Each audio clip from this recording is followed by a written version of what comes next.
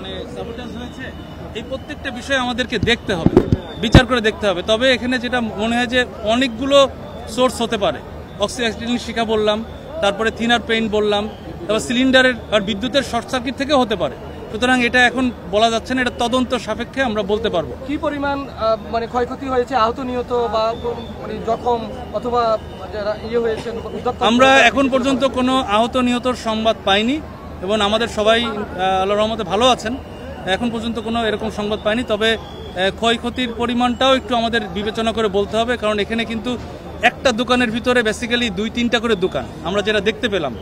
Suppose একটা garage রয়েছে, এই গ্যারেজের মধ্যে আবার তিনটা আলাদা আলাদা দোকান রয়েছে, যেমন একটা পেইন্ট করে, আর একটা ডেন্টিং পেন্টিং করে, আর একটা আপনার মানে ইঞ্জিনের কার্যক্রম করে।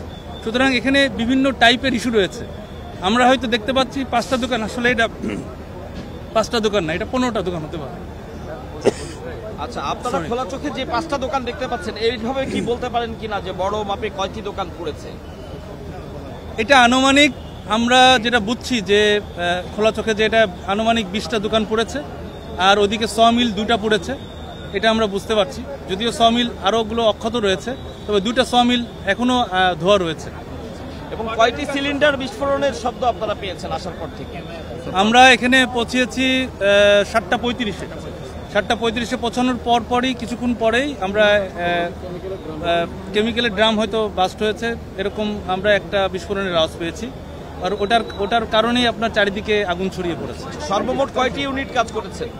এই পর্যন্ত আমরা 9টি ইউনিট কাজে লাগাতে পেরেছি, আর আমাদের 4টি ইউনিট এখানে চলে আসছে বাট কাজ করতে পারে নাই। 9টি ইউনিটে আমরা আগুন নিয়ন্ত্রণ দিয়েছি 2 ঘন্টার মধ্যে।